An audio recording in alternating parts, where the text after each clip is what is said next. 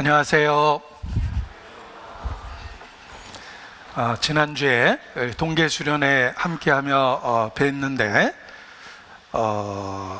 1년 만에 뵌다고 생각하니까 이렇게 오랜만이라고 또 생각이 듭니다.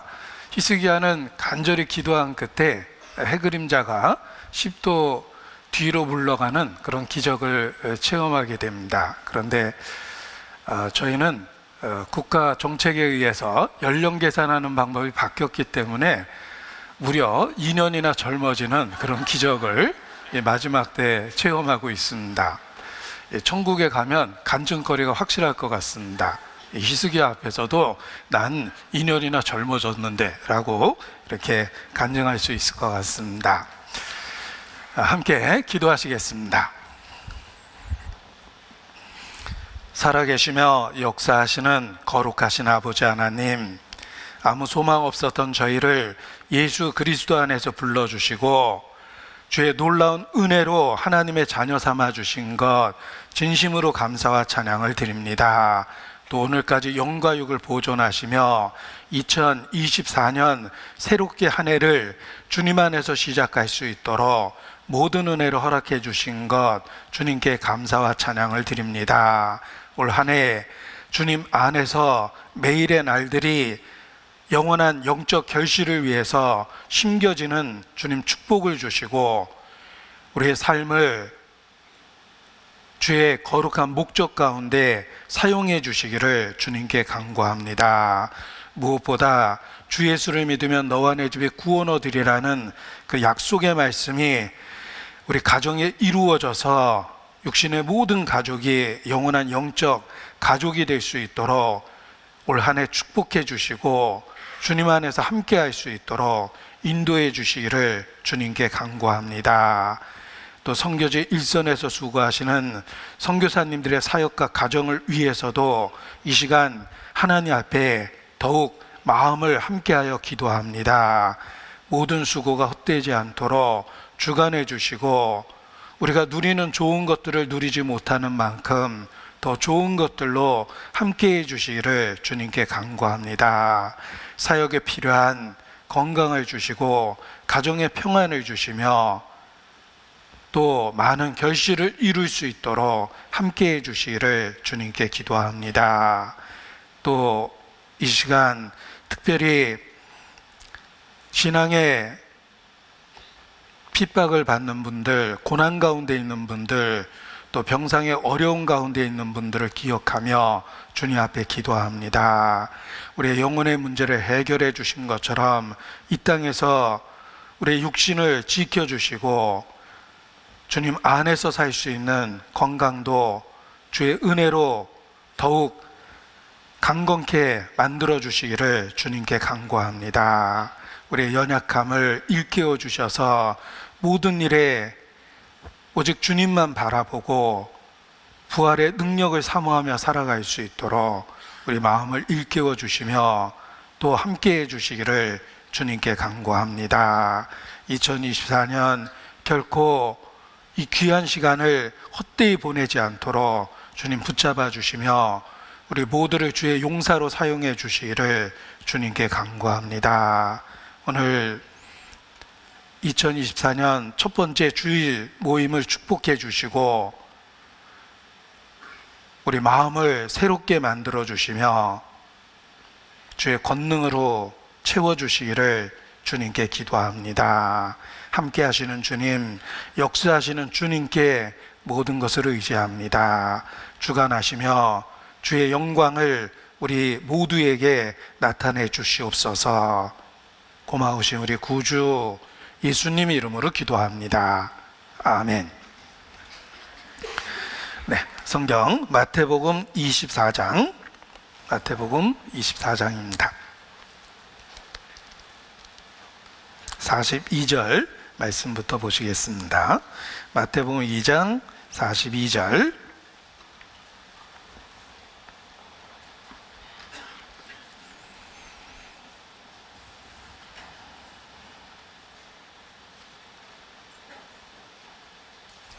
42절부터 제가 읽어드리겠습니다. 그러므로 깨어 있으라. 어느 날에 너희 주가 임할는지 너희가 알지 못함이니라. 너희도 아는 바니 만일 집주인이 도적이 어느 경점에 올 줄을 알았다면 깨어 있어 그 집을 뚫지 못하게 하였으리라. 44절 함께 읽겠습니다. 이러므로 너희도 예비하고 있으라. 생각지 않은 때에 인자가 오리라. 우리가 믿는 예수님은 알파요 오메가, 시작과 끝, 처음과 나중이십니다. 한 해의 시작을 주님과 함께 시작할 때 최고의 선택을 하고 최선의 선택을 했다고 말할 수 있습니다. 시작이신 주께서 한 해를 주님 안에서 살 수 있도록 그렇게 시작해 주실 것이며 또 그 과정 속에서 함께 하시고 또 끝까지 주관해 주시리라 믿을 수 있습니다. 우리가 믿는 주님은 시작과 끝이요 처음과 나중이시기 때문에 그렇습니다. 시작이 반이다라는 우리의 말이 있습니다. 시작이 그 모든 과정 속에서 그만큼 중요하다는 뜻입니다. 영어로도 비슷한 표현이 있던데 소개해 드릴까 합니다. Well begun is half done 이란 말이 있습니다. 시작이 잘 되면 그 일은 절반이나 된 것이나 다름이 없다, 이렇게 번역할 수 있을 것입니다. 시작이 그만큼 중요하다는 것을 많은 분들이 경험적으로 알고 있는데 그리스도인은 주의 이름을 부르면서 한 해를 시작합니다. 우리의 믿음의 조상 아브라함은 가는 곳마다 단을 쌓으며 주의 이름을 불렀더라 라고 이렇게 기록되어 있습니다. 단을 쌓으며, 제단은 하나님께 나아가는 방법입니다. 제사를 통해서 하나님과 언약한 사람들을 하나님의 백성이라고 부르셨기 때문에 그렇습니다.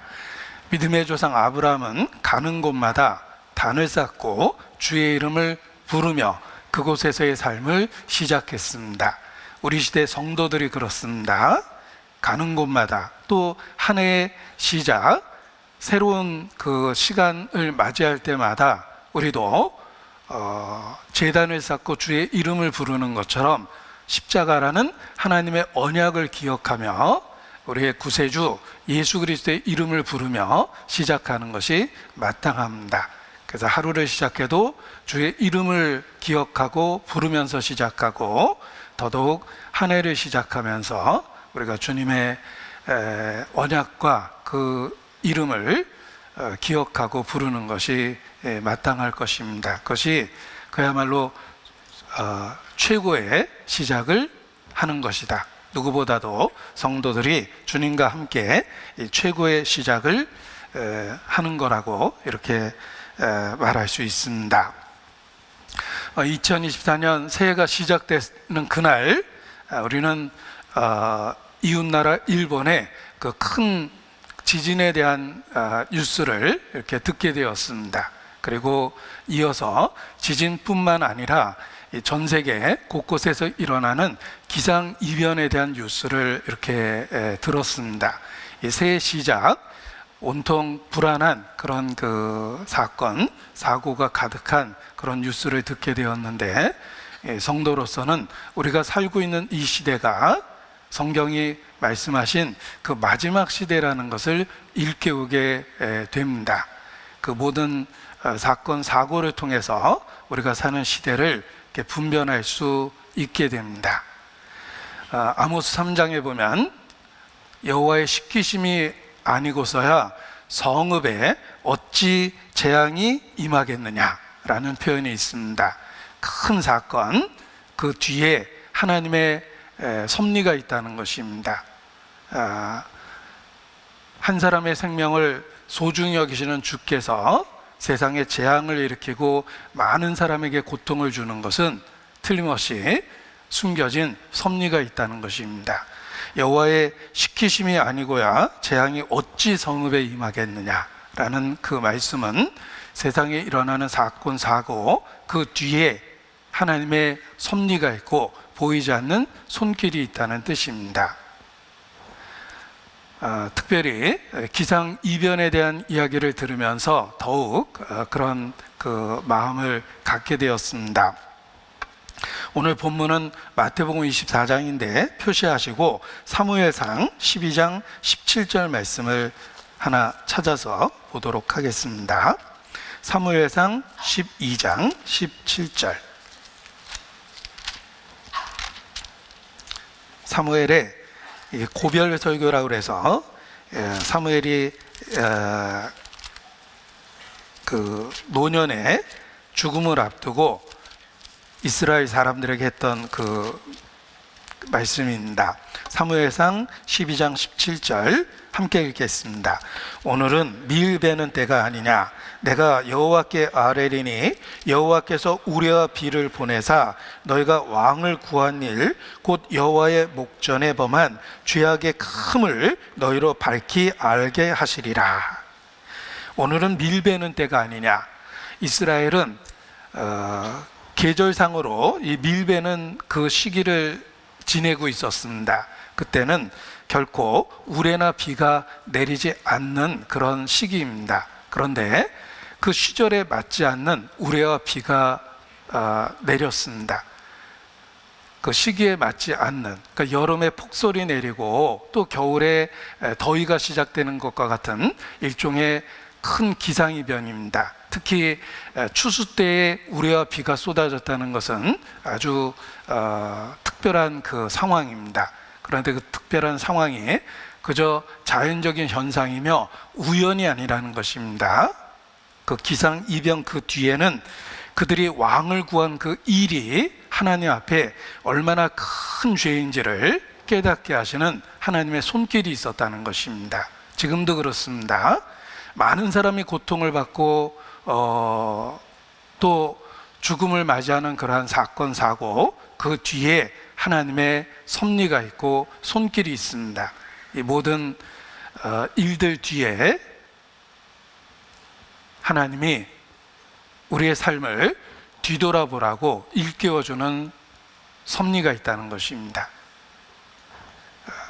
도덕적인 타락, 끔찍한 범죄, 그리고 그런 일들이 특별한 일이 아니라 우리 주변에서 일상적으로 일어나고 또 실질적으로 범죄하지 않는 사람들 마음속에도 동일한 분노나 범죄의 동기가 보입니다.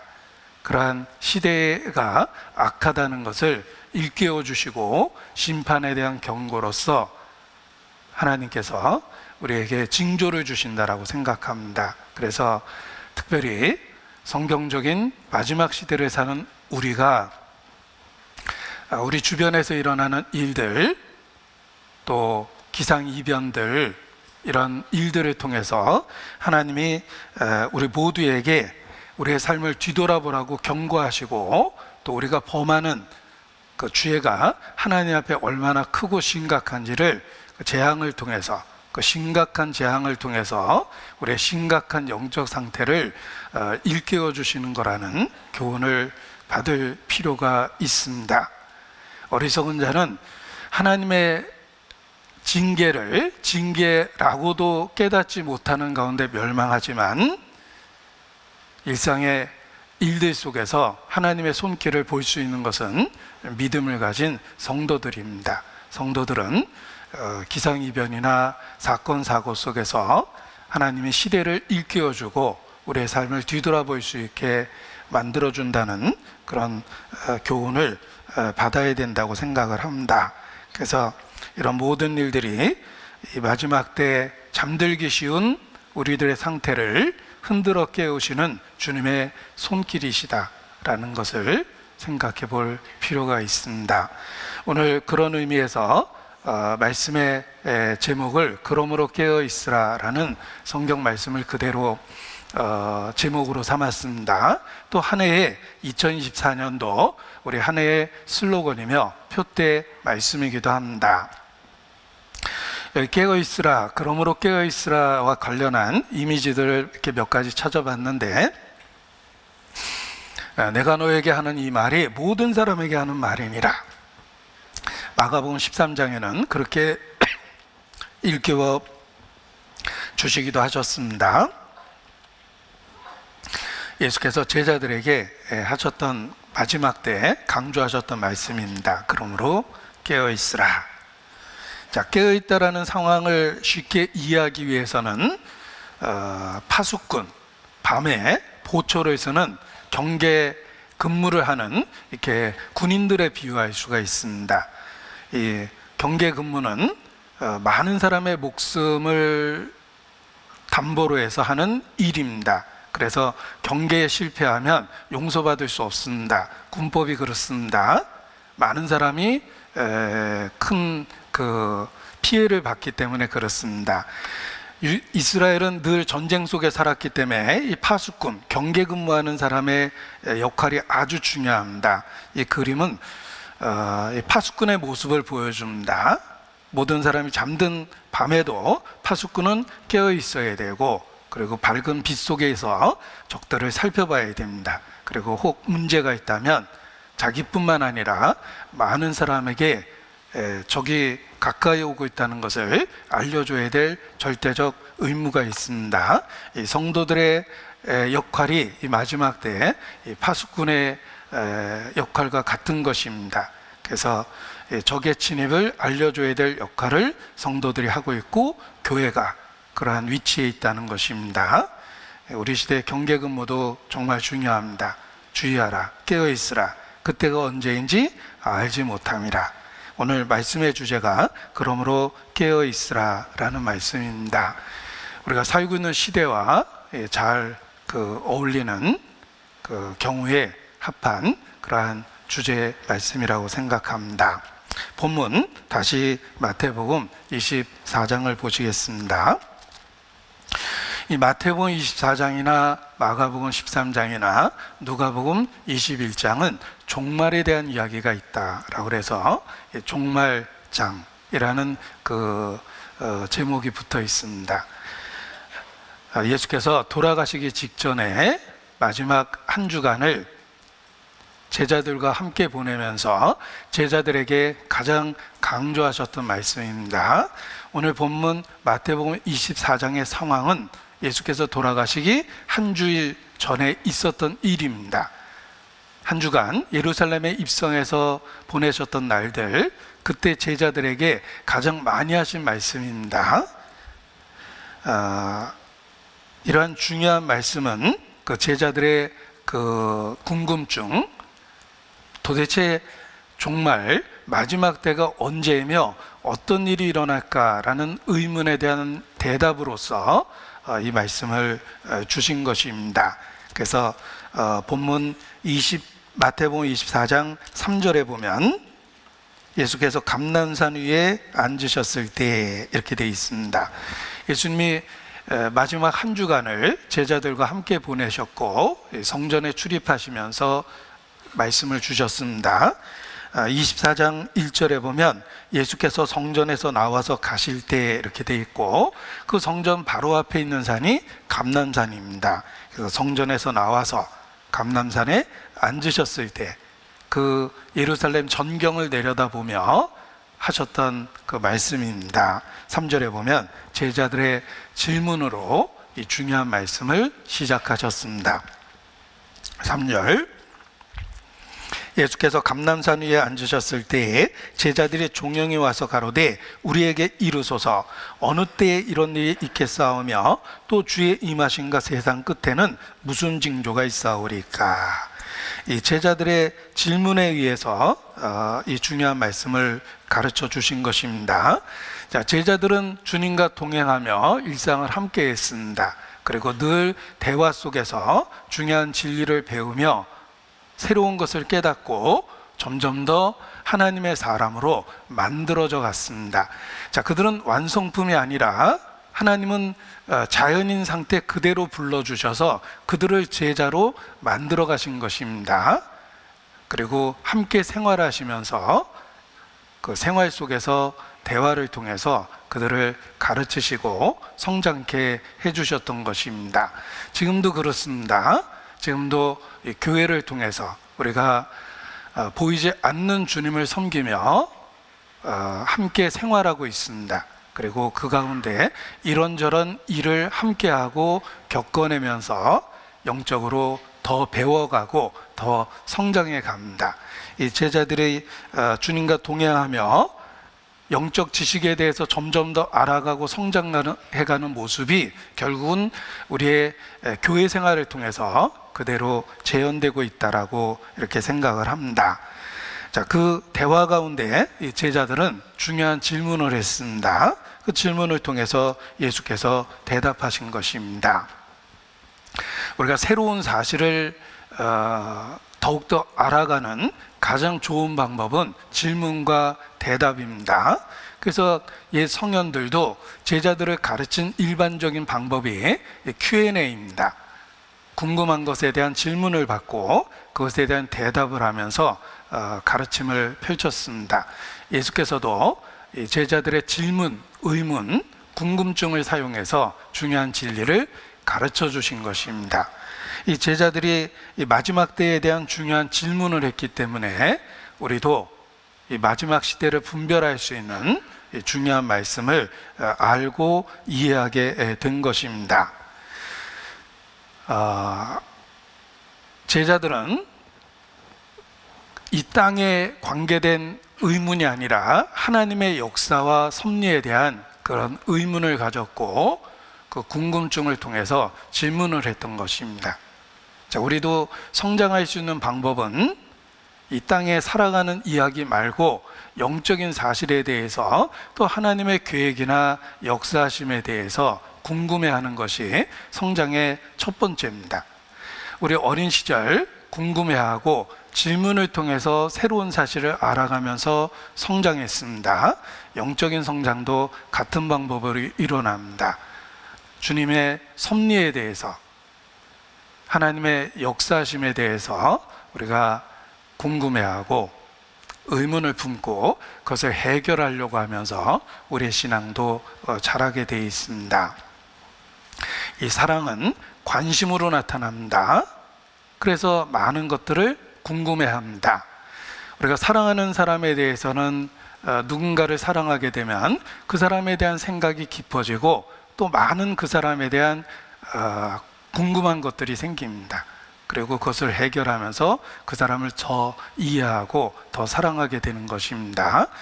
이 사랑은 관심으로 나타난다고 표현했는데 반대의 경우를 생각해 보십시오. 이 사랑은 관심으로 나타나고 이 사랑의 반대말은 미움이라고도 표현하지만 실제로는 무관심이라고 표현합니다. 아무런 관심이 없는 것은 그 사람에 대한 사랑이 전혀 없다는 뜻입니다. 우리가 지나가는 사람과 딱 마주쳤는데 혹시 저에 대해서 궁금한 게 계십니까? 라고 물어보면 미친 사람 취급을 할 것입니다. 지나가는 누구에 대해서 궁금한 마음을 전혀 갖지 않습니다. 누군가에 대해서 관심이 생기고 사랑하는 마음이 생길 때 그 사람의 모든 것에 대해서 궁금한 것들이 생기는 것입니다. 그래서 국민 가수 이선희 씨가 부른 노래 중에도 알고 싶어요 이런 노래가 있는데, 달 밝은 밤에 그대는 무슨 생각하시나요? 그대 생각하다 보면 모든 게 궁금해요 이런 그 가사가 있습니다.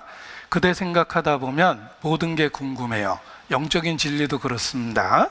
우리의 마음이 영원한 세계에 있으면 영원한 것과 관련한 궁금한 것들이 생기고 수없이 많은 의문들이 성경을 살펴볼 수 있도록 만들어주고 교회를 소중하게 만들어주는 것입니다.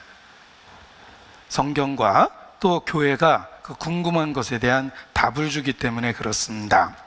이 제자들도 질문을 통해서 아주 중요한 진리를 배우게 됩니다.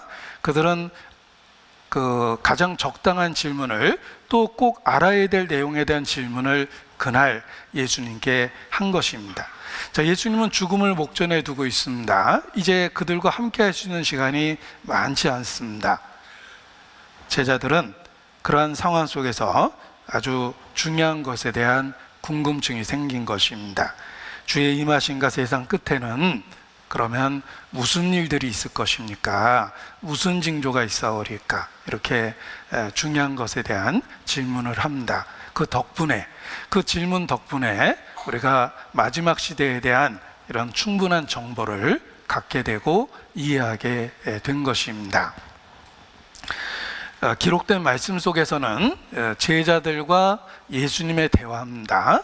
그런데 예수님이 대답하실 때에는 사실 모든 세대의 모든 성도에게 말씀해 주고 계시는 겁니다. 그래서 제자들도 듣다 보니까 궁금해서 주님, 이 말씀을 우리에게만 하시는 겁니까? 아니면 모든 사람에게 하시는 겁니까? 이렇게 되물어 본 적도 있습니다. 그때 예수께서 말씀하시기를 내가 너에게 하는 이 말이 모든 사람에게 하는 말이니라 라고 대답하셨습니다. 결국은 이 대화의 내용은 시대를 초월해서 모든 성도에게 주신 말씀입니다.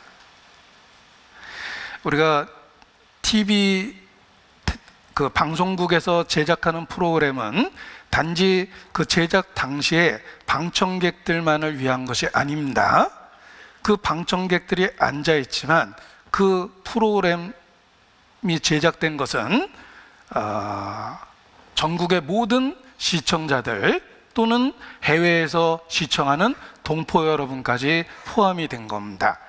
그래서 김동건 아나운서도 늘 말할 때 전국에 계신 시청자 여러분 그리고 해외에 계신 동포 여러분 안녕하십니까? 이렇게 김동건 아나운서도 늘 그렇게 고정된 멘트로 인사를 합니다.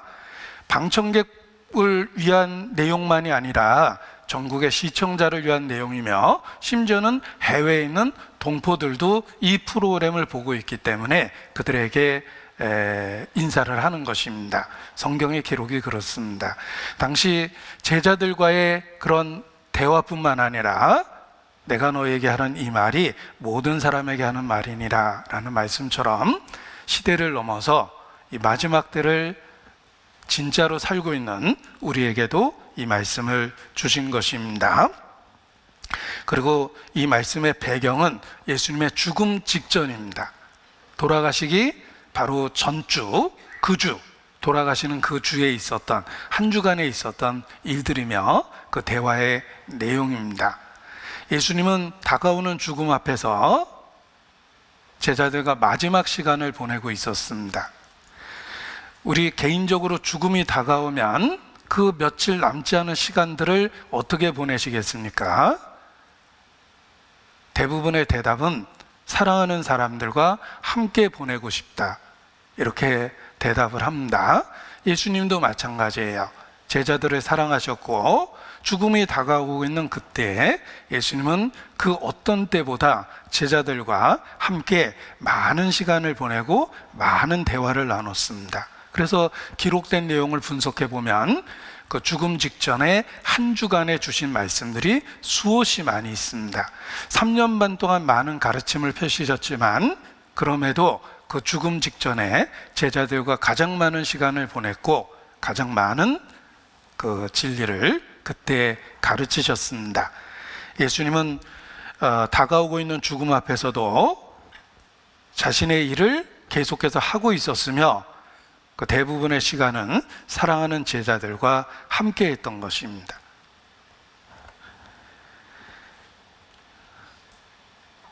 그리고 그때 하셨던 말씀의 대부분은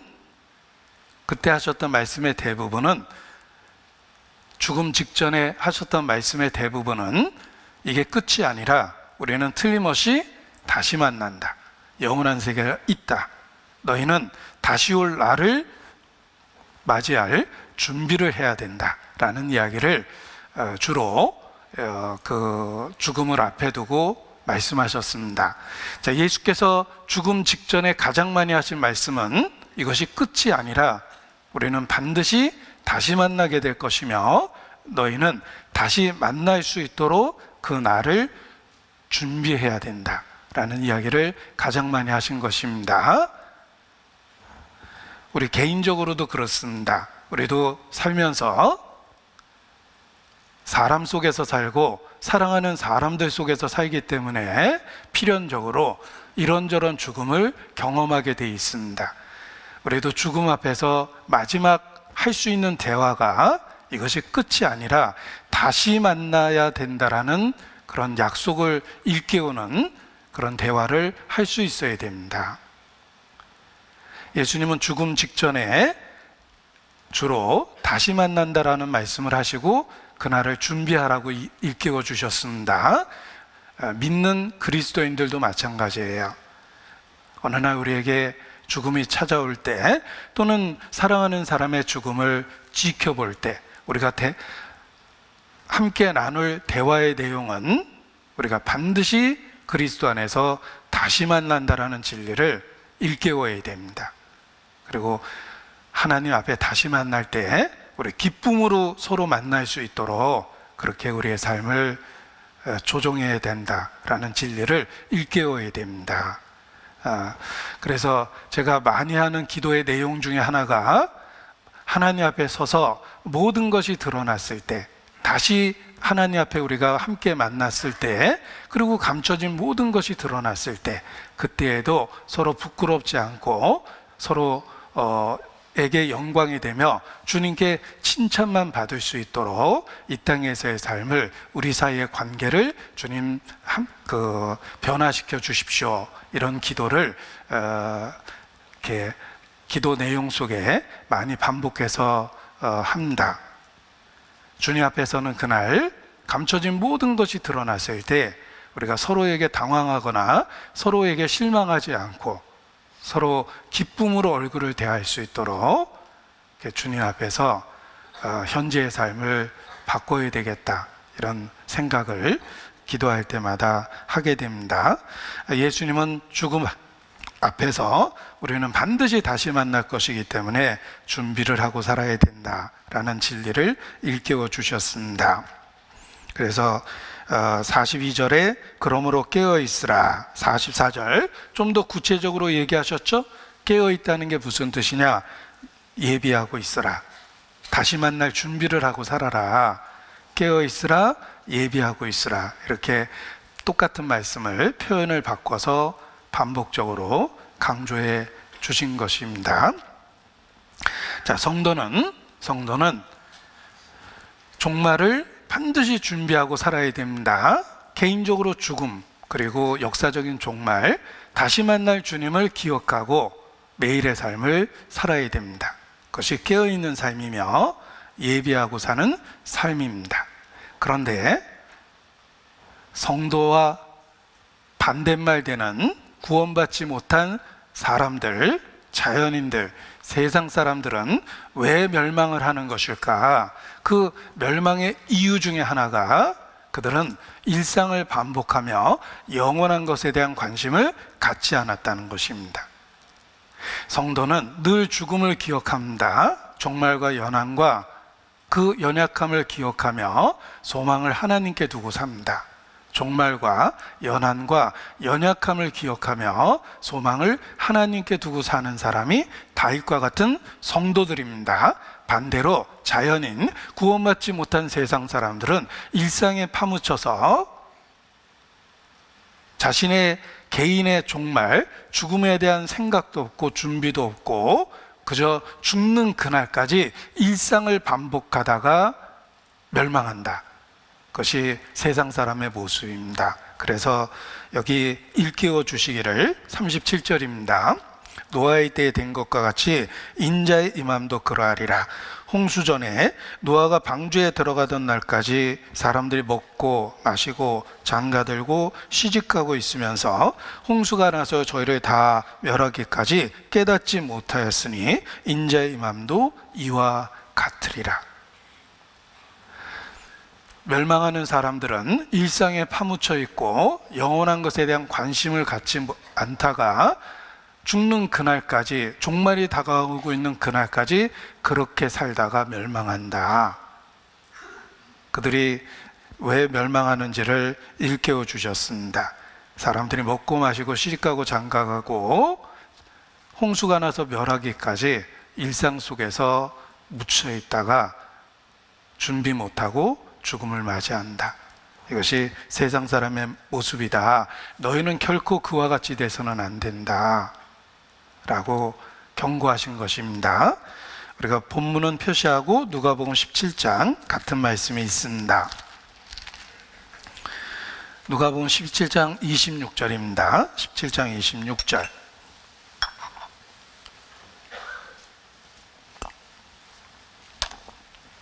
노아의 때에 된 것과 같이 인자의 때에도 그러하리라.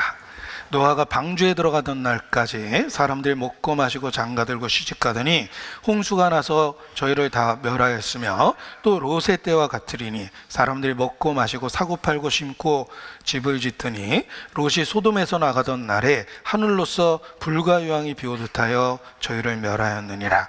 인자에 나타난 날에도 이러하리라. 이 멸망의 원인이 역사 속에서 그러했던 것처럼 영원한 것에 대한 무관심, 종말에 대한 준비를 하지 않고 자신의 죽음에 대한 생각을 하지 않고 살다가 일상에 파묻혀 있다가 멸망하게 된다. 인자에 나타난 날 그러할 것이다 라고 경고하셨습니다.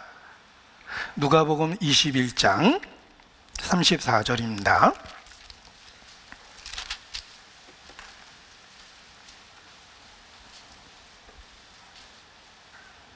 34절 같이 읽습니다. 너희는 스스로 조심하라. 그렇지 않으면 방탕함과 술 취함과 생활의 염려로 마음이 둔하여지고 뜻밖의 그날이 덕과 같이 너희에게 임하리라. 이 방탕함과 술 취함은 죄를 짓는 모습입니다. 그런데 심각한 죄를 짓지 않는다 하더라도 일상 때문에 마음이 둔해지다가 멸망한다. 그래서 술 취함과 방탕함, 그리고 세 번째 경고하신 말씀이 생활의 염려입니다. 그냥 의식주에 매여서 일상 속에서 아무 생각 없이 삶을 제자리 걸음하듯이 그렇게 보내다가 멸망한다. 이것이 믿지 않는 사람의 멸망의 원인이다 라는 것을 일깨워 주신 것입니다. 어떤 분이 그 대기업에 다녔는데 정말 그 진급이라는 그 목표가 항상 앞에 있었기 때문에 열심히 일할 수밖에 없었습니다. 결국은 무리한 그 매일의 삶 때문에 어느 날 그 일하는 현장에서 회사에서 쓰러졌습니다. 그래서 병원에 실려갔는데 며칠 못 버티고 돌아가셨는데, 이 돌아가시기 전에 정신이 들었을 때 마지막으로 했던 말이 그 뉴스에 소개가 됐습니다.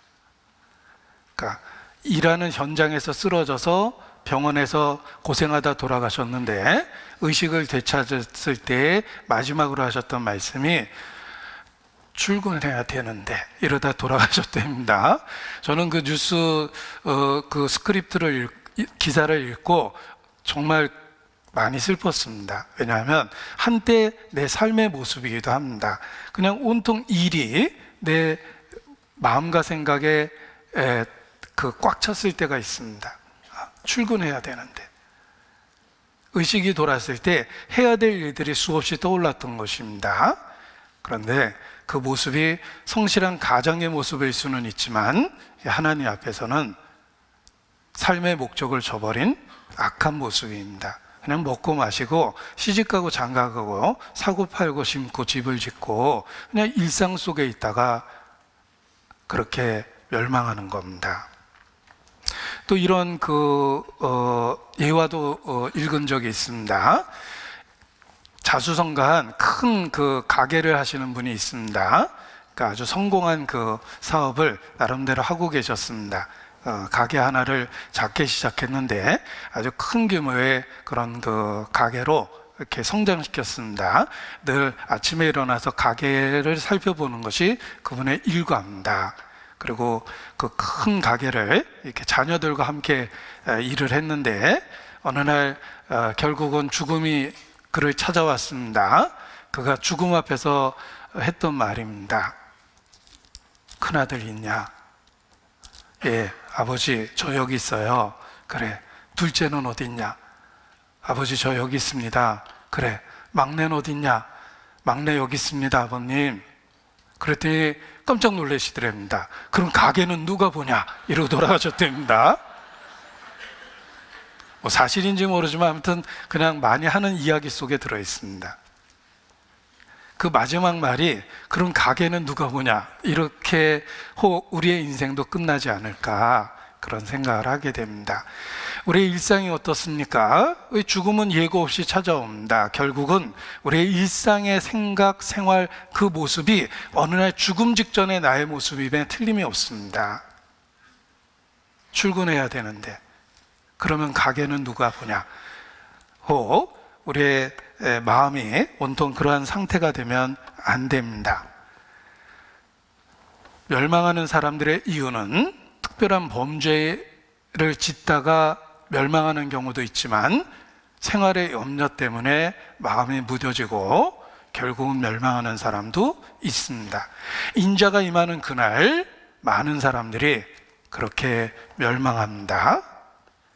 믿는 성도들도 마찬가지입니다. 주인이 더디오리라 하여 그것이 타락의 원인이었습니다.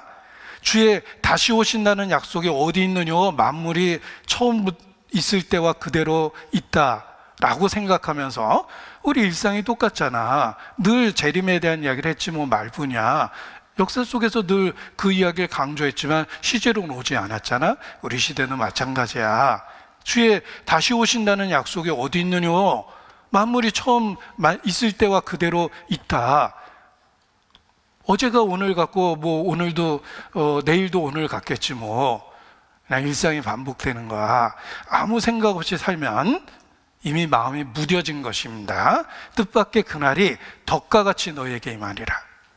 사실 믿는 사람들도 주께서 더디오리라 하면서 영적으로 무뎌지고 그리고 합당치 않게 살아가게 되는 것입니다. 스바냐 1장 12절입니다. 구약성경 스바냐입니다. 학개 스바냐 말라기, 학개 스가랴 말라기죠. 미가남 하박국 스바냐입니다. 예. 이 성경 순서 외우려면 앞뒤를 다 외워야 되니까 그렇게 외울 수밖에 없습니다. 스바냐 1장 12절입니다. 이 성경 순서가를 예전에 열심히 노래 불렀던 기억이 있습니다. 비가 나옴 하박국 스바냐 학개 스가랴 말라기 이렇게 노래를 열심히 불렀는데 그러다 보니까 그 성경 순서 외울 때 자연스럽게 그 순서가 기억이 납니다. 비가 나옴 하박국 스바냐 학개 스가랴 말라기 스바냐 1장 12절 1306페이지 같이 읽습니다. 그때 내가 등불로 예루살렘에 두루 찾아 무릇 찢기같이 가라앉아서 심중에 스스로 이르기를 여호와께서는 복도 내리지 아니하시며 화도 내리지 아니하시리라 하는 자를 벌하리니. 자, 더러운 것이 있으면 이렇게 침전시켜서 가라앉혀서 위에 깨끗한 것을 사용하는 경우가 있습니다. 우리 이렇게 제3국 아시아 같은 나라에 가면 수돗물이 정수가 안 돼 있는데 그냥 물을 받아서 이렇게 이렇게 가라앉혀서 위에 있는 그 물을 사용하는 경우가 있습니다. 그러다 보면 찌꺼기가 다 밑으로 가라앉습니다. 그런 비유를 사용했죠. 무릇 찢기같이 가라앉은 사람들이 있다.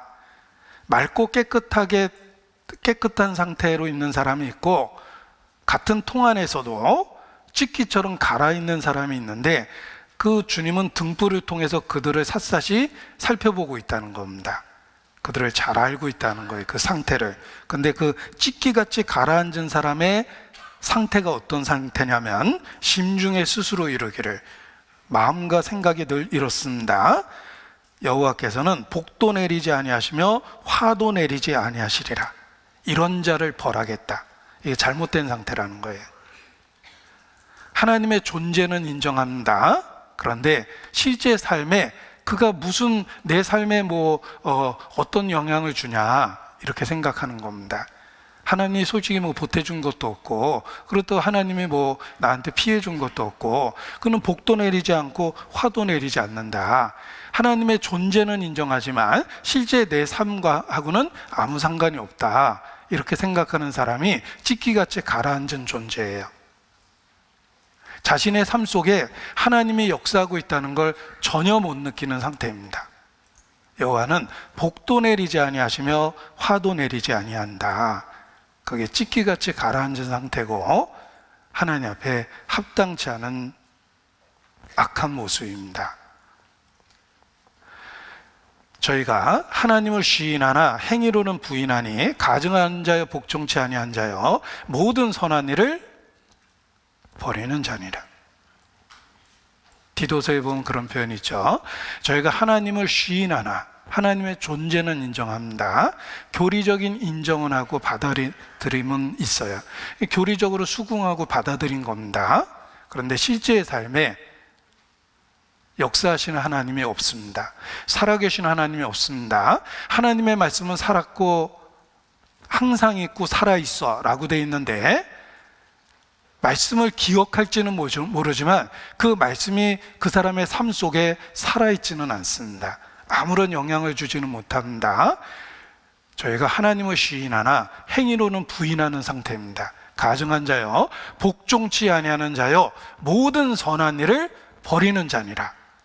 그들 만물에 찢기같이 가라앉아 있는 것입니다.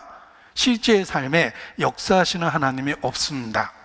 말씀이 그들의 삶에 살아있지도 않습니다. 그냥 죽은 지식이죠. 많이 알고 있다라는 거지 삶이 변하지는 않습니다. 그들이 만물에 찢기같이 가라앉아 있는 자요 가증한 자요 복종치 아니한 자요 모든 선한 일을 버리는 자들입니다. 그런데 왜 그렇게 믿는다고 하면서 타락했는가? 생활의 염려로 마음이 둔해져서 그렇습니다. 일상에 파묻혀 있어서 그렇습니다. 종말과 자신의 죽음에 대한 생각이 전혀 없기 때문에 그렇습니다. 마음에 더디오리라 하여 그렇게 점점 더 악한 상태가 되는 것입니다. 부패는 한순간에 진행되지 않습니다. 방금 마셨던 물이 다시 마시려고 하니까 썩어 있는 경우는 없어요. 부패는 한순간에 진행되지 않고 시간 속에서 증식되죠. 세균이 증식됩니다. 점점 더 부패합니다. 우리 마음의 타락이 그렇습니다. 한 번에 타락하면 자기도 화들짝 놀랐을 텐데 조금씩 마음이 둔해지니까 잘 모르는 거예요. 그러다가 어느 날 자신을 보면 어느 날부터 하나님의 말씀이 더 이상 살아있질 않습니다. 읽어도 삶이 안 변하고 들어도 삶이 안 변해요. 그러니까 교회 나오는 사람, 설교 감상하는 사람 이런 모습으로 살지 전과 후에 변화가 없습니다. 실제의 삶에 살아계신 하나님이 더 이상 계시지 않습니다. 그러니까 종말에 대한 이야기도 그냥 교리적이고 만물이 처음 창조될 때 같이 그대로 있다. 자신도 모르게 주인이 더디오리라 라고 생각해서 그렇게 악한 결과가 된 것입니다. 자, 그러나 주님은 제자들에게 강조하고 일깨우셨습니다. 그러므로 깨어 있으라. 이러므로 예비하고 있으라. 예수님은 죽음 앞에서 제자들에게 가장 많이 그 말씀을 하셨습니다. 우리는 반드시 다시 만나기 때문에 너희는 예비하고 살아야 된다. 너희 개인에게 죽음이 있고 그 죽음이 오늘일 수도 있는 것처럼 역사 속에 종말이 있고 그 종말이 바로 오늘일 수 있다. 그런즉 개인적으로는 죽음을 예비하고 살고 시대적으로는 종말을 예비하고 살아라. 깨어있으라. 예수께서 죽음을 목전에 두고 제자들에게 간절하게 강조하신 가르침이며 시대를 초월해서 우리 모두에게 주시는 말씀입니다. 그러므로 깨어있으라. 예비하고 있으라. 자, 우리는 종말 그러면 주로 그 시기를 이야기하고 도대체 언제라는 그 시점에 대한 관심이 많습니다. 그러나 성경이 강조하고 있는 것은 시기나 시점에 대한 이야기가 아닙니다. 그 일이 반드시 있을 거라는 걸 강조하고 또 그 일이 항상 오늘일 수도 있다는 것을 강조하고 있는 것입니다. 우리는 육체적으로 시기와 시점에 대한 관심이 많아요. 얼마 남았을까? 1년 남았을까? 10년 남았을까? 아니면 혹 우리 시대도 그냥 가는 것은 아닐까? 이런 시기나 시점에 대한 관심이 많지만 주님은 그 일이 반드시 있을 거라는 이야기를 오히려 강조하십니다. 선지자 이사야도 마찬가지입니다. 내가 여호와께로부터 분명하게 들었나니 여호와께서 온 땅을 멸망시키기로 작정하신 것을 내가 만군의 주 여호와께로부터 분명히 들었느니라. 이사야서 28장 22절입니다. 이사야 선지자는 분명한 진리를 듣게 됩니다. 온 땅을 멸망시키기로 여호와께서 작정하셨다. 이것은 변하지 않는 계획이다 라는 것입니다. 종말이 있습니다. 성경은 그 시기와 시점을 이야기하는 것이 아니라 그 일이 반드시 있을 것이니까 너의 매일의 삶은 그 반드시 있을 그 진리 앞에서 재조정되어야 된다. 그러므로 깨어있으라, 이런 뜻입니다. 개인적으로는 죽음이라고 그랬죠. 자기 심장을 스스로 뛰게 하는 사람은 없습니다. 호흡은 하나님이 주신 거예요. 흙으로 빚으시고 생기를 불어넣으신 겁니다. 내가 이렇게 살아있다는 것은 그의 신과 기운이 우리로 살아있게 하는 것입니다. 그가 자기만 생각하여 신과 기운을 거두실진데 혈육 있는 모든 것이 일체로 망하였으리라. 그야말로 집안에 전기 스위치 내리는 것과 같습니다. 전기 스위치, 전기로 작동되는 모든 것이 멈춰버리게 돼 있어요. 살아있다는 것은 하나님이 신과 기운을 주시는 것입니다. 육체적 생명도 그러합니다. 지금도 우리가 그를 힘입어 기동하며 있습니다. 영적인 생명은 더욱 그러합니다. 내가 영적으로 살아있는 것은 끊임없이 주께서 생기를 불어넣은 결과며 살아있다는 것 자체가 주님과 연결되어 있다는 거예요. 영적으로는 더욱 그러합니다. 그런데 그 생명은 주신 것이기 때문에 언제든지 멈출 수 있다는 거예요. 그래서 오늘 밤 내 영혼을 취하리니 내 예비한 것이 누구 것이 되겠느냐라고 경고하신 것입니다. 종말은 반드시 있습니다. 개인에게 죽음이 반드시 있는 것처럼 개인에게 죽음이 언제일지 전혀 알지 못하고 매일의 삶을 선물로 주시는 것처럼 역사적인 종말도 그러합니다. 왜 주께서 아직 오시지 않은 걸까? 주의 오래 참으심이 너의 구원이 될 줄로 알라. 한 영혼 한 영혼에 대해서 오래 참으신 결과 역사가 지속되고 있는 것입니다. 그러나 성경은 강조합니다. 반드시 종말이 있습니다. 내가 지상 모든 것을 진멸하리라. 세상 모든 사람을 진멸하리라. 나 주 여호와의 말이니라. 성경은 끊임없이 종말을 강조하고 있습니다.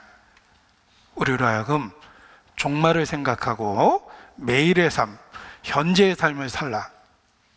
개인에게는 죽음을 생각하고 내 매일의 삶을 어떻게 살지를 결정해라 라는 교훈과 똑같은 것입니다.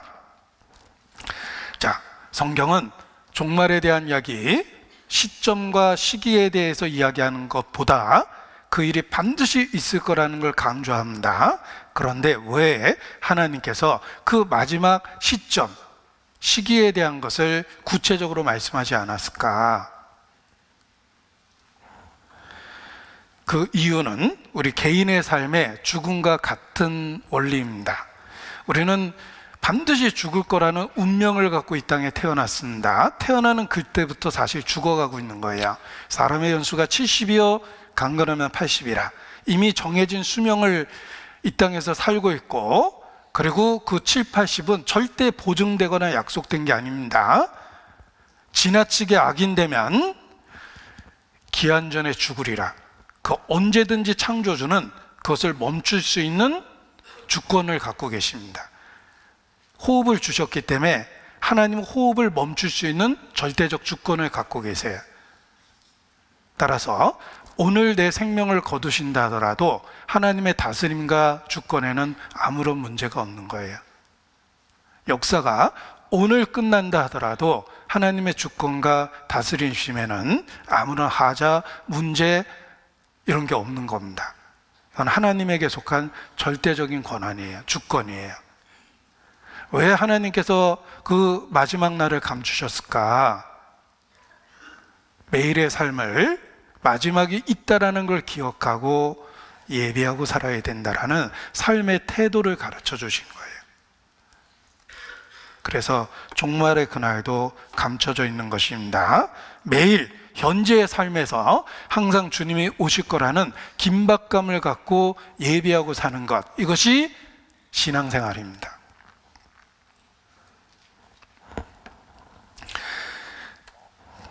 어느 시골 마을에 그 가게에서 일하는 크리스찬 한 여자가 있었습니다. 그녀의 신앙은 동네에 아주 유명했어요. 그 작은 마을에 독실한 신앙으로 아주 유명했는데 만나는 사람마다 그녀의 신앙을 비웃고 조롱했습니다. 그녀가 독실하다는 것은 동네에 이미 소문이 다 났습니다.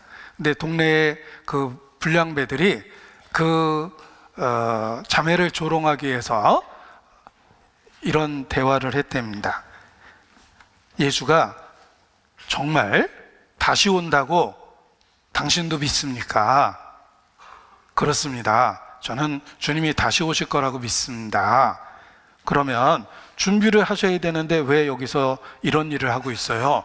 빨리 집에 가서 준비나 하지 왜 여기서 이런 일을 하고 있습니까? 라고 이야기하니까 그녀가 대답하기를 저는 더 준비할 것이 없어요. 왜냐하면 이미 매일 준비를 다 하고 살기 때문에 그래요. 이렇게 대답을 했답니다. 자, 그런데 그 대화 속에 크리스찬의 삶이 들어있습니다. 우리는 특별하게 준비할 것이 있으면 안 됩니다. 매일의 삶이 곧 주님을 만날 것 같이 준비하고 살아야 된다는 거예요. 그걸 원하셨기 때문에 그 날을 주님께서 감추신 것입니다. 그래서 성도에게 이 땅에서의 삶은 보십시오. 주님이 다시 오시는 날 천국의 혼인잔치가 열립니다. 성도에게 이 땅의 삶은 하나님의 약속과 사랑을 받고 기다리는 신부 대기실이에요. 이미 준비하고 신부 대기실에 있는 겁니다. 성도에게 이 땅의 삶은 신부 대기실과 같아요. 준비가 돼 있는 상태에서 신랑을 기다리는 겁니다. 우리의 매일의 삶이 기다리는 삶, 준비된 삶이 되기를 원하셨기 때문에 그 날을 감추신 것입니다. 누가복음 12장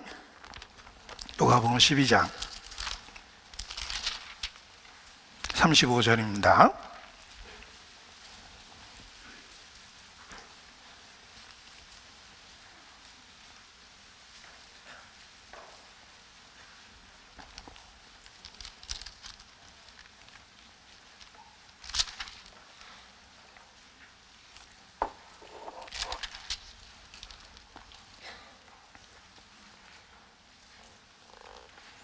(35절부터) 제가 읽어드립니다. 허리에 띠를 띠고 등불을 켜고 서 있으라. 자, 그러므로 깨어 있으라. 그러므로 예비하라. 이 말을 좀 더 길게 풀어서 설명하면 허리에 띠를 띠고 등불을 켜고 서 있으라. 이렇게 풀어서 이야기할 수 있습니다. 그리고 이제 구체적으로 설명해 주십니다. 너희는 마치, 예를 들어서 설명하시죠. 너희는 마치 그 주인이 혼인집에서 돌아와 문을 두드리면 곧 열어주려고 기다리는 사람같이 되라. 주인이 와서 깨어 있는 것을 보면 그 종들은 복이 있으리로다.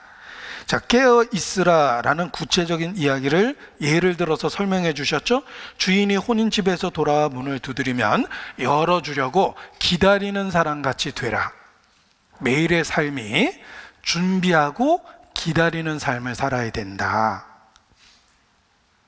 이것이 예비하고 있으라는 뜻이며 깨어 있으라는 뜻입니다. 허리에 띠를 띠고 등불을 켜고 서 있으라. 40절은 같이 읽습니다. 주인이 이를 때에 그 종이, 같이 읽겠습니다. 주인이 이를 때에 그 종이 이렇게 하는 것을 보면 그 종이 복이 있으리로다. 제가 누가복음 12장 40절 읽은 건데요. 죄송합니다.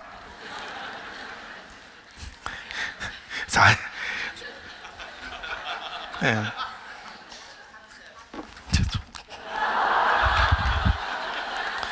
죽을 죄를 지었나이다. 그렇습니다. 제가 개인적으로는 사실 눈이 많이 나빠요. 네. 들고 읽겠습니다. 40절 같이 읽겠습니다. 이러므로 너희도 예비하고 있으라. 생각지 않은 때에 인자가 오리라 하시니라. 예.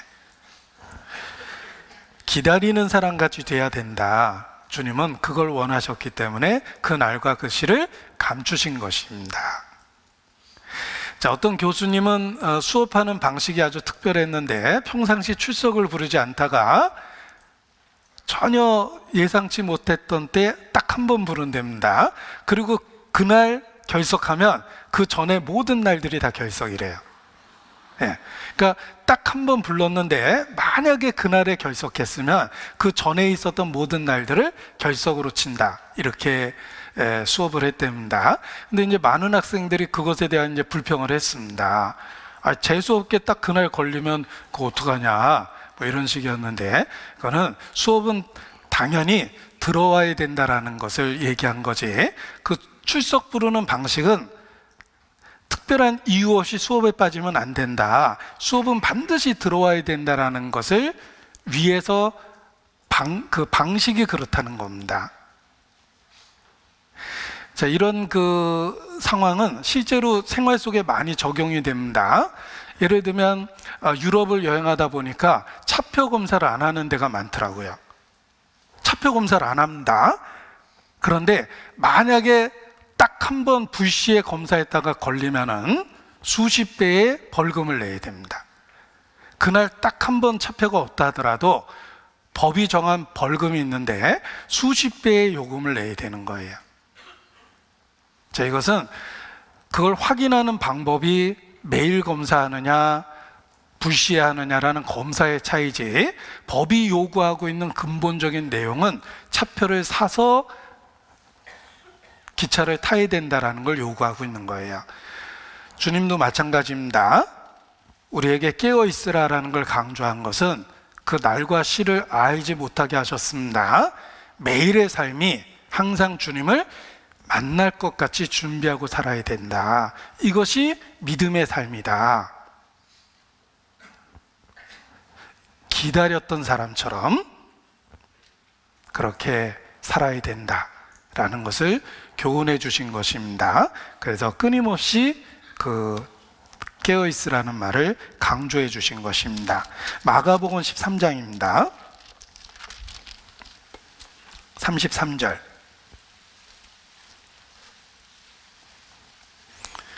주의하라, 깨어있으라. 그때가 언제인지 알지 못함이라. 36절. 그러므로 깨어있으라. 37절은 같이 읽죠. 깨어있으라. 내가 너에게 하는 이 말이 모든 사람에게 하는 말이니라 하시니라. 그러니까 짧은 말씀 속에 계속 반복적으로 깨어있으라는 말을 강조하십니다. 그것은 우리의 매일의 삶이 기다리는 것처럼 그렇게 살아야 된다. 오시면 기다렸던 것처럼 그렇게 매일의 삶을 살아야 된다는 것입니다. 자, 그리고 또 중요한 말씀이 있습니다. 주님은 단지 우리에게 깨어있으라 라고만 명령하고 요구하신 것이 아니라 깰 수 있도록 끊임없이 우리를 흔들고 일깨워 주신다는 것입니다. 자, 자녀를 사랑하는 엄마가 아이를 키울 때도 마찬가지입니다. 너 내일 중요하니까 아침 6시에 일어나야 돼 라고 강조만 하고 너 못 일어나면 혼내줄 거야 라고 징벌에 대한 경고만 하는 게 아닙니다. 반드시 너 아침 6시에 일어나야 돼 라고 하면은 틀림없이 엄마는 5시쯤 일어나 있어요. 그리고 애가 진짜 6시에 일어나는지 지켜보고 못 일어날 것 같으면 문도 두드리고 이불도 가서 걷어버리고 흔들기도 하고 그럽니다. 하나님도 그렇습니다. 우리에게 깨어있으라 냉혹하게 명령만 하신 게 아니라 우리를 흔들고 깨우시며 그리고 일어날 수 있도록 끊임없이 빛을 비춰주십니다. 영적 빛을 비춰주세요. 그래서 일어날 수 있도록 끊임없이 역사하십니다. 그것이 그리스도가 하시는 그 일입니다. 에베소서 5장 14절입니다. 에베소서 5장 14절. 에베소서 5장 14절.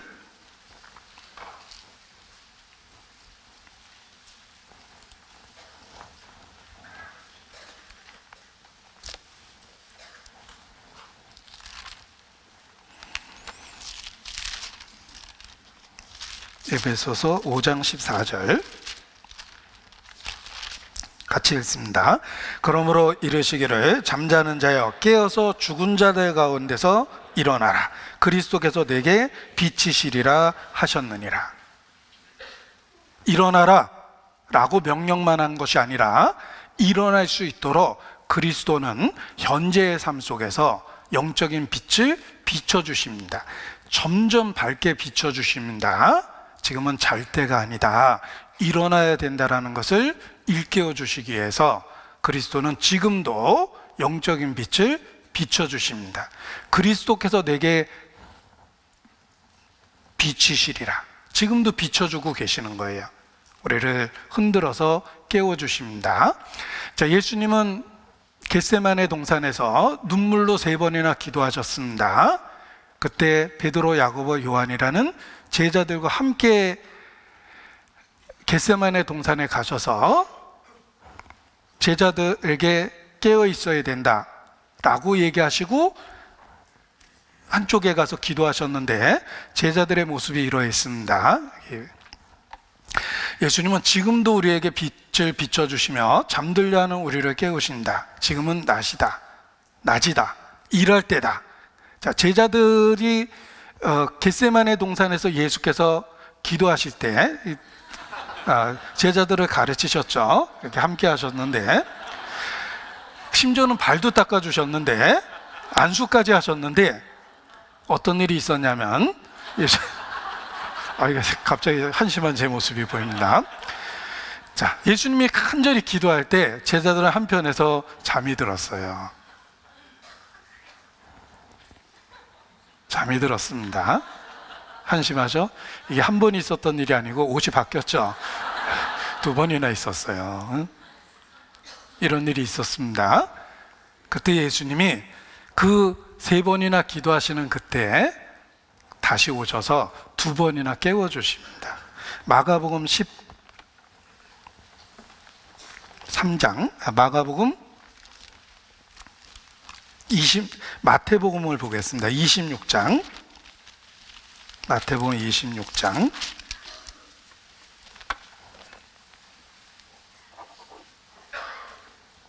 36절. 겟세마네 동산에서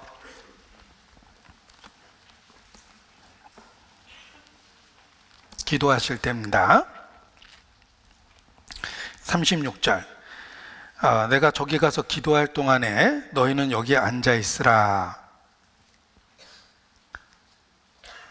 38절. 이에 말씀하시되 내 마음이 심히 고민하여 죽게 되었으니 너희는 여기 머물러 나와 함께 깨어 있으라. 그랬는데 기도하고 오니까 40절 자고 있었어요. 제자들에게 오사 그 자는 것을 보시고 베드로에게 말씀하시되 너희가 나와 함께 1시 동안도 이렇게 깨어 있을 수 없더냐. 시험에 들지 않게 깨어 있어 기도하라. 마음에는 원이로되 육신이 약하도다. 그리고 가서 또 기도하셨습니다. 42절 2번째 나아가 기도했는데 43절 다시 오사 보신즉 저희가 자니 이는 저희의 눈이 피곤함일러라. 예수께서 3번이나 겟세마네 동산에서 간절히 기도하시는 그때 제자들은 잠이 들었습니다. 그런데 예수께서 기도를 마치시고 오셔서 깨우시고 다시 가셔서 또 기도하시고 오셔서 또 깨워주십니다. 이러한 모습이 현재 우리의 삶 속에 있습니다. 우리는 마지막 때 깨어있으라는 명령을 받았음에도 불구하고 수시로 마음에는 원이로되 육신이 약하기 때문에 졸고 잠이 들 때가 있습니다. 주님은 그러한 우리를 방치하시는 게 아니라 흔들고 깨우시며 일어날 수 있도록 빛을 끊임없이 비춰주십니다. 현재 우리의 삶에 그리스도는 빛을 비춰서 지금은 낮이다, 깰 때가 됐다라는 걸 끊임없이 일깨워 주십니다. 그래서 우리가 비몽사몽한 가운데도 영적으로 자꾸 잠이 깨는 거예요. 내가 이러면 안 된다는 생각이 들고 주님 안에서 새로운 결단과 결심을 하게 되는 겁니다. 왜냐하면 주님이 깨워주셨기 때문에 그렇습니다. 욥기 33장입니다. 욥기 33장 16절.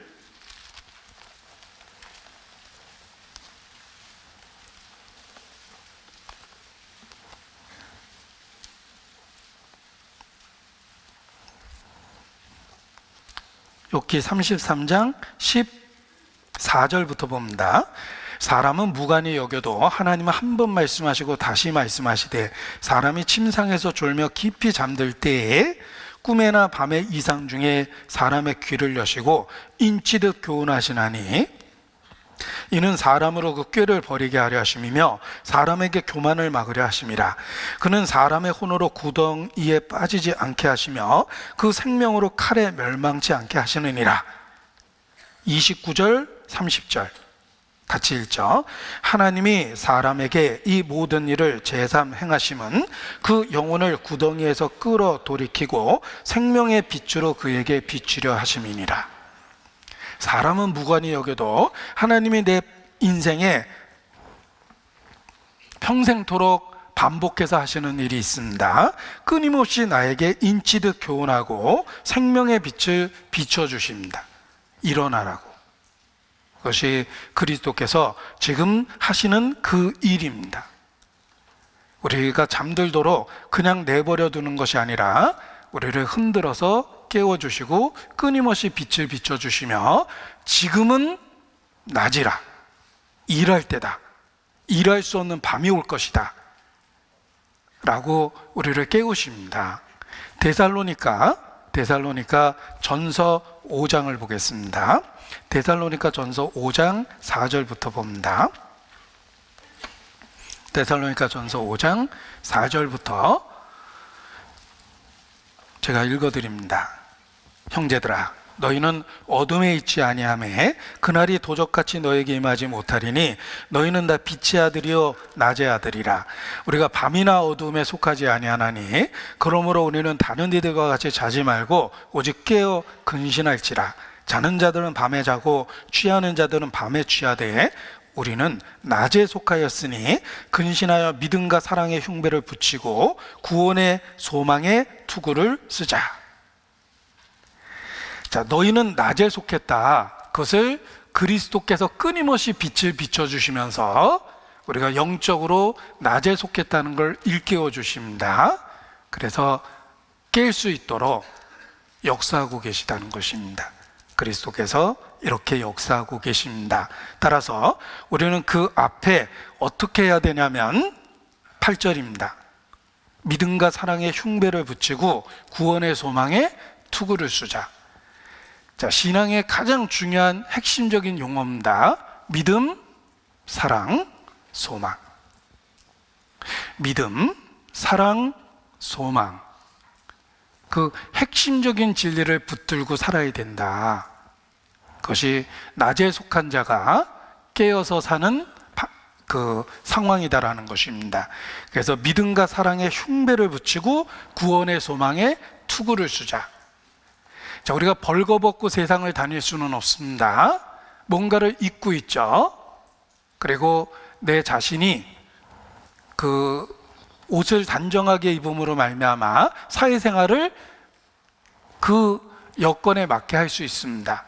예를 들면 어떤 제복을 입어야 되는 사람은 제복을 입고, 또 정장이 필요한 사람은 정장을 입고, 일에 맞춰서 입을 수밖에 없는데, 영적으로도 우리가 이 땅에서 낮에 속해서 빛의 자녀답게 살기 위해서는 믿음, 사랑, 소망이 있어야 되는데, 그것을 옷에다 비유한 거예요.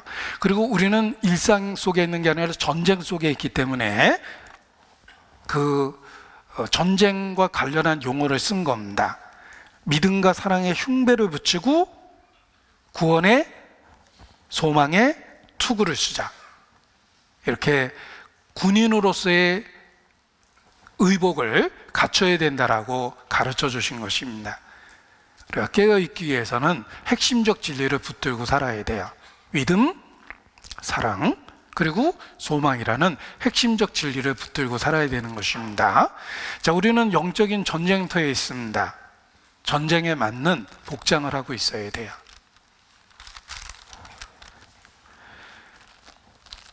이 군인의 복장이 연예인 옷처럼 뭐 노란 옷, 빨간 옷이 아닌 이유는 전쟁에서 목숨을 지키기 위해서 쉽게 자연 속에서 감춰질 수 있는 위장복을 입었기 때문에 군인의 옷이 화려하지 않은 겁니다.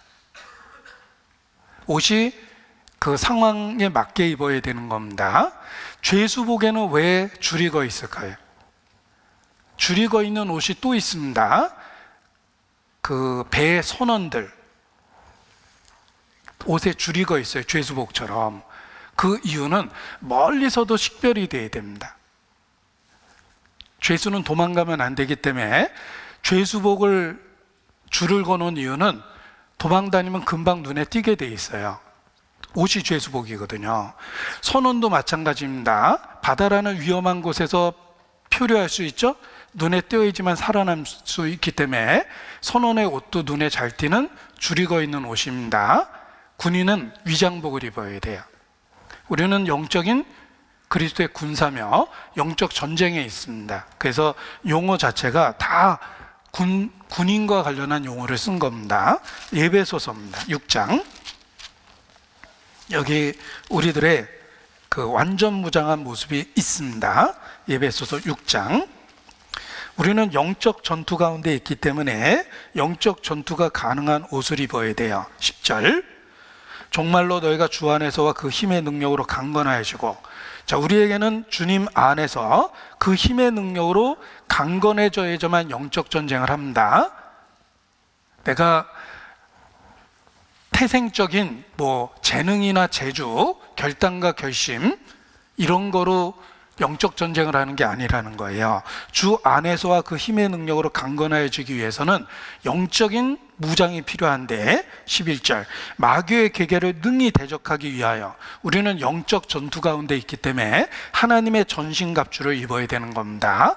왜냐하면 우리가 싸워야 될 대상은 박형제, 김자매가 아닙니다.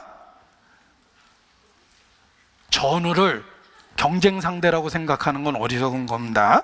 우리의 영적 상대는 12절에 나오죠. 우리의 씨름은 혈과 육에 대한 것이 아니요 정사와 권세와 어둠의 세상 주관자들과 하늘에 있는 악의 영들에 대함이라. 우리의 대적은 영적인 세력이기 때문에 영적인 무장을 해야 됩니다.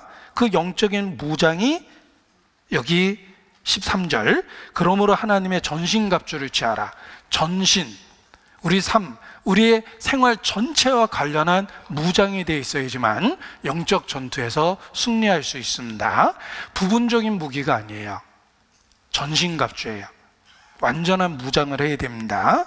그래서 14절에 보면 그런즉 서서 진리로 허리띠를 띠고 의의 흉배를 붙이고 평안의 복음에 예배한 것으로 신을 신고 모든 것 위에 믿음의 방패를 가지고 이로써 능히 악한 자의 모든 화전을 소멸하고 구원의 투구와 성령의 검 곧 하나님의 말씀을 가지라.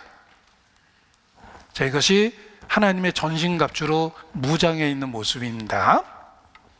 자, 이것을 그림으로 그리면 이와 같습니다. 하나님의 전신갑주 전체를 무장한 모습입니다. 진리로 허리띠를 띠고 의의 흉배를 붙이고 복음의 평안에 예비한 것으로 신을 신고 구원의 투구를 쓰고 그리고 믿음의 방패를 갖고 성령의 검 곧 하나님의 말씀을 갖는 모습입니다. 이게 당시에 무장한 군인들의 모습 속에서 영적인 우리의 마음의 자세가 교훈이 되어 있는 것입니다. 완전한 무장되어 있는 모습입니다. 이 당시 로마 군인들의 모습이 영적으로도 우리가 영적 전투를 하기 위해서 꼭 필요한 무장한 모습이라는 것입니다. 우리의 전쟁은 영적인 전투이기 때문에 이러한 무장된 상태에서 전쟁을 하는 것입니다. 그러므로 깨어 있으라. 예비하고 무장된 상태에서 매일의 삶을 사는 것입니다. 자, 오늘 본문과 관련한 말씀을 이렇게 멜로디를 붙인 노래가 있습니다. 노래로 외우는 성경 들려드립니다.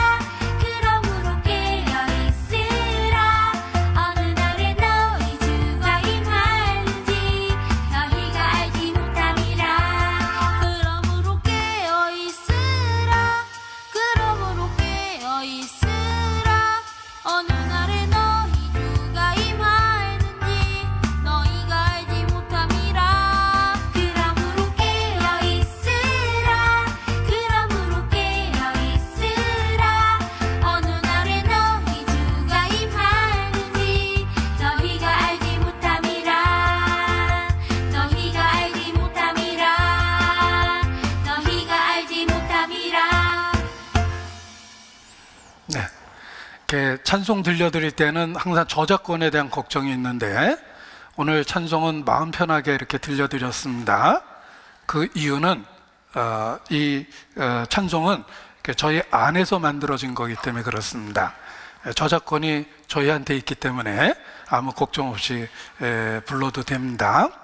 우리 작곡하는 한 자매님이 자신의 그 재능을 하나님께 드리기 위해서 매달 한 곡씩이라도 성구에 성경 구절에 멜로디를 붙여서 성경을 쉽게 외울 수 있도록 그렇게 곡을 만들어야 되겠다라고 생각해서 실제로 한 달에 적어도 한 곡씩은 계속해서 이렇게 작곡을 해서 이렇게 소개를 했습니다. 그 덕분에 노래로 외우는 성경이라는 그런 그 많은 그 중요한 성구들이 멜로디가 붙여져서 이렇게 저희 안에서 불려지게 됐습니다. 마음껏 저작권 걱정 없이 부르시기 바랍니다. 자, 우리의 전투는 영적 전투이기 때문에 영적인 무장이 필요하다 된다라는 것입니다. 우리의 씨름은 혈과 육에 대한 것이 아니기 때문에 그렇습니다.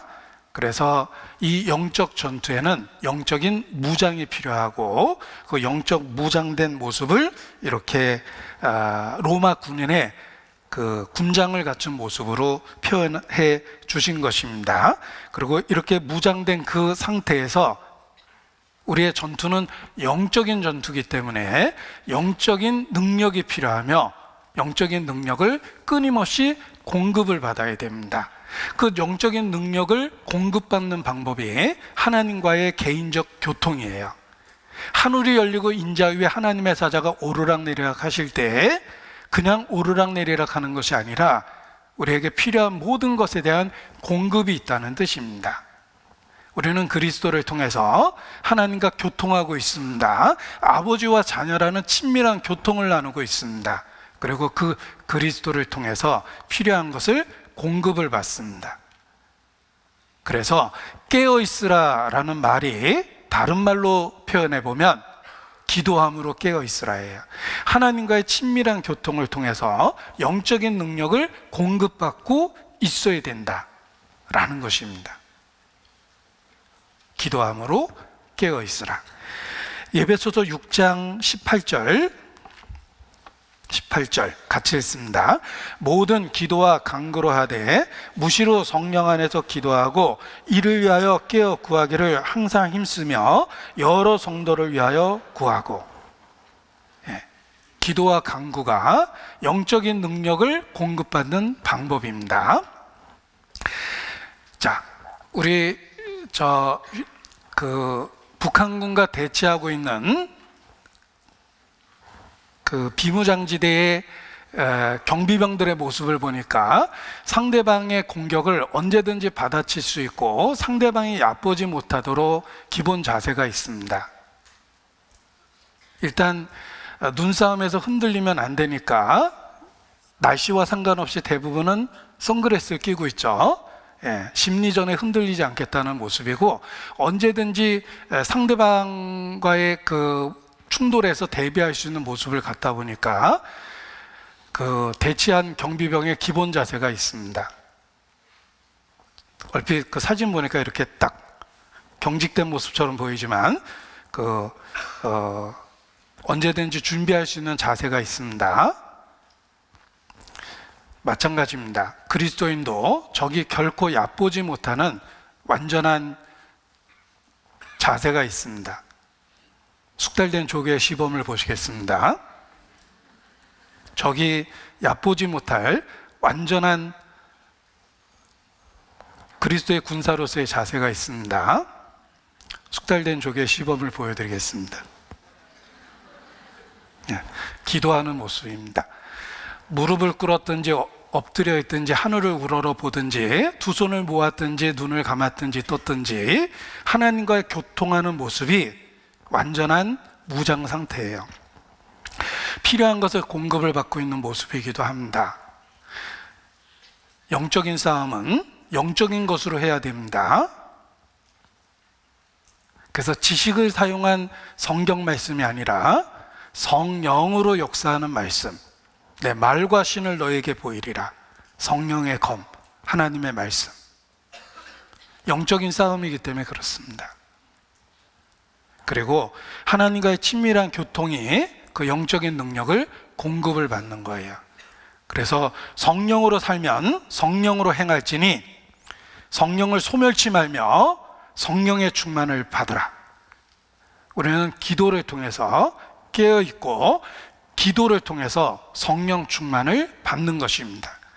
성령 충만을 받는다라는 이 표현을 잘 생각해 보십시오. 성령으로 채워진다는 뜻이죠. 문법적으로는 수동태입니다. 수동태는 하나님에 의해서 우리에게 주어지는 거예요. 어떻게 성령 충만을 수동태로 받겠습니까? 그 방법이 기도예요. 기도 외에 이런 능력이 나갈 수 없느니라. 마가복음 9장에도 예수께서 말씀하셨습니다. 기도 외에는 이런 유가 나갈 수 없느니라. 영적인 능력은 하나님의 공급하시는 힘입니다. 그 힘은 기도라는 교통을 통해서 우리에게 주어집니다. 우리는 수시로 핸드폰을 충전해서 매일 사용할 수 있습니다. 충전의 생활화가 돼 있어야 되죠. 영적으로 그렇습니다. 우리의 영적인 능력은 자생하는 것이 아니기 때문에 하나님으로부터 와야 되기 때문에 성령의 충만을 수동태로 받아야 되기 때문에 기도할 수밖에 없는 것입니다. 우리가 기도하는 그 순간 하나님의 고속 충전기에 접촉이 된 겁니다. 기도하는 그 순간에 우리에게 필요한 능력이 공급되고 있는 것입니다. 영적인 충전이 이루어지는 겁니다. 때로 필요하다면 하나님은 1초 만에 고속 충전도 해주십니다. 그래서 느헤미야가 왕과 대화했을 때 심중에 짧은 기도를 했지만 하나님은 응답해 주셨어요. 우리는 기도를 통해서 이 땅에서 필요한 능력을 공급받고 있는 것입니다. 그래서 깨어있으라는 말을 구체적으로 표현할 때 깨어 기도하라 이렇게 표현해 주신 것입니다. 골로새서 4장 2절입니다.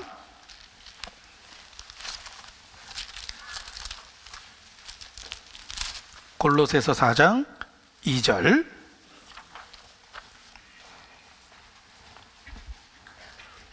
같이 읽습니다. 기도를 항상 힘쓰고 기도에 감사함으로 깨어 있으라. 이 기도를 통해서 영적인 능력을 우리가 공급받을 수 있는 것입니다. 기도할 때 충성되고 지혜로운 종이 될 수 있도록 필요한 것을 공급해 줍니다. 그래서 깨어있는 상태가 유지되는 것입니다. 어떤 일을 하려고 준비되어 있는 상태를 ready, 준비되는 거라고 이야기하고, 그리고 그 상태에서 언제든지 행동으로 옮기는 것을 액션 이렇게 표현합니다. 우리 영화 같은 거 찍을 때 많이 듣는 이야기죠. ready, action, ready, go 이렇게 표현합니다. 우리는 기도를 통해서 영적인 어떤 행동을 할 수 있는 상태로 딱 준비가 되는 거예요. 기도할 때 ready가 됩니다. 그리고 필요할 때 그것이 행동으로 나타나는 거예요. 그래서 깨어있다라는 말의 구체적인 뜻은 기도하는 것입니다. 하나님과의 교통을 통해서 잠들지 않고 깨어있을 수 있는 것입니다. 그리고 이 말씀 기도에 감사함으로 깨어있으라 그랬는데 그 기도의 중심에는 항상 감사가 있어야 돼요. 우리가 하나님과 교통하고 있다는 것에 대해서 주님이 그리스도 안에서 나에게 귀를 기울이고 응답하신다는 것에 대해서 그 중심에 감사가 있어야 됩니다. 대부분의 기도가 응답하지 못하는 이유는 감사보다는 간구가 더 많아요. 주시옵시고 주시옵시고 주시옵시고 주시옵시고. 그러나 이 기도의 중심에는 항상 감사가 있어야 됩니다. 왜냐하면 이미 그리스도 안에서 우리에게 모든 것을 주셨고 그리스도 안에서 그 기도를 듣고 계시기 때문에 우리의 기도의 중심에는 감사가 있어야 됩니다. 그것이 하나님께 상달되고 교통되는 기도입니다. 찬송의 가사입니다. 겸손히 올리는 나의 기도 간구보다 감사를 드립니다. 겸손히 올리는 나의 기도 간구보다 감사를 드립니다. 그 가사가 정말 마음에 새겨졌습니다. 우리 기도의 중심에는 감사가 있어야 돼요. 그래야만 응답하심도 거절하심도 기다리라 하심도 그저 감사. 하나님의 섭리에 대해서 우리가 받아들이는 마음이 생기게 됩니다. 그리고 섭리에 맞춰서 살게 됩니다. 마태복음 24장 다시 보겠습니다.